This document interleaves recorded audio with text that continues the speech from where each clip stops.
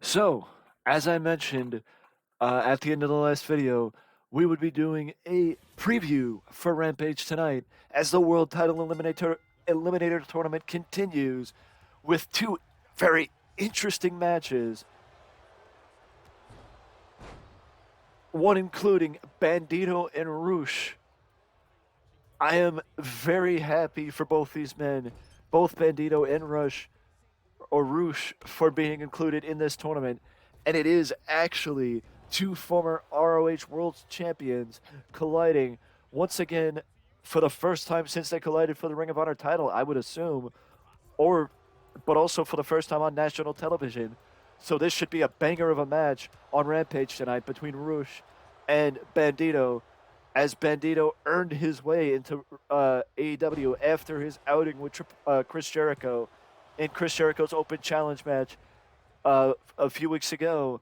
And Roosh, I think, has been pushed aside to a degree since Andrade's recent push to get released. So it is good for both men getting the opportunity to be in the World Title Eliminator Tournament. All Atlantic Championship is on the line with Lee Johnson against Orange Cassidy. Orange Cassidy has been defending the title left and right and keeping the All Atlantic title a steady presence on Rampage, which is great for Rampage to have a championship like that, and what Rampage needs to help establish an identity for the fledgling B show right now for AEW. Nyla Rose, as the self-proclaimed TBS champion, will be having an open challenge match tonight. And I think she should savor the chance to have the AEW TBS championship belt while she can, because the way it's going, she's not going to have it for much longer, because honestly, I do not see Jade Cargill losing at Full Gear to Nyla Rose, because much of the feud has been given to Nyla. And I think for the first time, Jade Cargill has not been booked anywhere as strong as she has been in any of the previous feuds she's been in. So I think Jade needs something to give back to her or kick back to her, even if it is her taking the title back tonight as we move to Full Gear next week. World Title Eliminator Tournament again, as Brian Cage of the Embassy is against Dante Martin. I feel like Dante Martin had a history with Team Taz. I just don't remember if it was before or after Brian Cage was removed from the faction. I think it was after, from what I remember. But this would be interesting, and honestly, either of these men would benefit from winning the tournament, from winning the eliminator match. But I would love to see where this goes from here, because I do know that All Ego Ethan Page, and I think technically isn't John Moxley still included in the eliminator tournament? Because didn't Mox have a spot in the eliminator tournament? I mean, I could be wrong, but didn't Mox face was it Lee Moriarty in the eliminator tournament match? So I don't know how that works. You know, to be honest with you, I do not know how that works. But also, we have a confrontation set between Jungle Boy and Luchasaurus to set up the inevitable match between the two men at Full Gear next weekend. And I'm sure there will be more to come at Rampage or on Rampage, because in my opinion, the company needs to do what it can to establish Rampage as a standalone brand. And like I said, having I apologize, having what's his name? Orange Cassidy defend the All Atlantic title specifically on Rampage. And honestly, they could have him defend the title against specifically random challengers every week. But I do think that taking a concept between that they used on ECW. Yes, I know it's random for me to say, but taking a concept that they actually used from ECW back in the day, a championship chase, but twisting it out a little bit, because I don't think the championship chase concept in its infancy is the right idea. But I do think to a degree, it's a good idea that basically you have a fatal four-way, you know, multiple challengers in a fatal four-way with the champion, and every week it shrinks down, fatal four-way, triple threat, singles match. And if one of the challengers, like if the champion can make it through the fatal four-way, then he gets a new list of challengers or a new litany of challengers. But if he is pinned, then that person that pins him gets a title shot. Or if whoever lasts in the championship chase gets a title shot.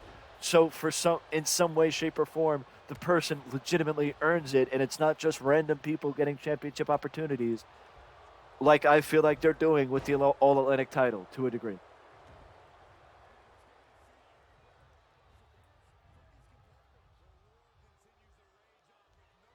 You know, but also it's sort of like I said with Lee Moriarty in it when he was going against John Moxley a few weeks ago, that Moriarty needs to be given the opportunity to stand out as a member of the firm and as a member of that group, because that group has all the makings to be a top contender because of their actions a few weeks ago with MJF. But this is not the second. This is the second to last go home show before Full Gear next weekend. That it is the second to last Rampage before Full Gear, and I think that if AEW has anything that they need to put in place other than building to Full Gear, it's also starting to establish an identity outside of Jim Ross being the featured commentator on Rampage, that they need to start setting up an identity for the brand between now and the end of the year. That needs to be at the forefront of their to-do list before the end of the year for Rampage, because Rampage needs an identity, and they need to be using Dynamite to build Rampage and not shift viewers away from Dynamite, but give people a reason to watch Rampage. And I think a match like Bandito and Rush, even if it will get the hardcore fans to tune in, if you set it up where Orange Cassidy is going to be featured weekly on Rampage, matches like that are going to be featured weekly on Rampage, that the TBS champion is going to be featured weekly on TNT. But if you're looking for anything to watch tonight tonight, you can watch SmackDown from 8 till 10, and then Friday night, 10 o'clock Eastern Time, 9 Central on TNT. AEW Rampage is set for this week. I just want to make one note before we wrap up this video, that I know I did not talk about it much. I talked about the plan that they should have, but I will talk about my ideas for Roman Reigns dropping the Universal title at another time, and I will also talk about my ideas for the future of the AEW World Championship and other titles going around, not just the World's titles in each promotion, but my ideas for plans for 2023 for both AEW and WWE at a later date in another video. But this was focused on Rampage, as November 19th, I believe, is AEW's last pay-per-view of 2022. That is Full Gear, live on pay-per-view next weekend. And it goes right along with Impact Overdrive that Friday. And Full Gear, I believe Full Gear is that Saturday. I will get it at some point. Yes, Full Gear is that Saturday, November the 19th. So you have Impact Overdrive one day, that Friday, and then the next day is Full Gear. And the following weekend is Survivor Series. So we still have a number of action-packed events for the rest, filling out the rest of November. But Full Gear is November the 19th. Tune in for that. But don't forget about Rampage tonight, as we have 3 shows left from AEW, before their final pay-per-view of the year. But this has been my preview for Rampage. If you liked the video, feel free to let me know down in the comment section below. And you can let me know that also by subscribing.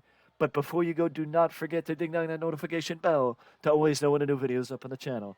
Till next time, I will see you again soon. These have been my thoughts on Rampage.